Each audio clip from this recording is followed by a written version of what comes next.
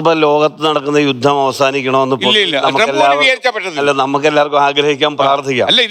പക്ഷെ നിലവിൽ ഇതിന്റെ പ്രോസസ്സിങ്ങിന് 55 രൂപയും കമ്മീഷൻ ഉൾപ്പെടെ 60 രൂപയായാലും വീണ്ടും 60 രൂപ എക്സ്ട്രാ ആണ്. ഗവൺമെന്റ് യൂസ് ചെയ്യുന്നതെന്ന് പറഞ്ഞാൽ ഹൈ ടാക്സ് സിസ്റ്റമാണ്. ആ സിസ്റ്റത്തിൽ പൊളിച്ചെഴുത്ത് നടത്തി മാത്രമേ ഇപ്പോഴത്തെ പ്രതിസന്ധിയിൽ ജനങ്ങളെ സഹായിക്കാൻ കഴിയത്തുള്ളൂ. അതിന് ഗവൺമെന്റ് അതാ മാർഗം. ഹൈ ടാക്സ് സിസ്റ്റത്തിനെതിരായ നടപടികൾ പറഞ്ഞ നല്ല അഭിപ്രായ. പൊതുഗതാഗതം ഉപയോഗിക്കണം. 6 മാസം മുമ്പ് ഇന്ത്യ ഗവൺമെന്റ് ഒരു തീരുമാനം എടുത്തു. എന്താണെന്നറിയാമോ? ഇവിടുത്തെ വാഹനങ്ങളുടെ GST പകുതിയാക്കി കൊടുത്തു. 1 കോടി രൂപയുടെ കാറ് വാങ്ങിക്കുന്നവരൊക്കെ എത്ര രൂപയുടെ കുറവ് കിട്ടും? 30 ലക്ഷം 35 ലക്ഷം രൂപയുടെ ഇളവ് കൊടുത്തു. 6 മാസം മുമ്പ് അങ്ങനെ ഇളവ് കൊടുത്ത് വാഹനങ്ങളുടെ കച്ചവടം വർദ്ധിപ്പിച്ചു. വാഹനങ്ങളുടെ കച്ചവടം വർദ്ധിപ്പിച്ചവരാണ് ഇപ്പൊ എണ്ണ കൊടുക്കുക എന്ന് പറയുന്നത്. ഇന്ത്യ സർക്കാർ നയമുണ്ട്.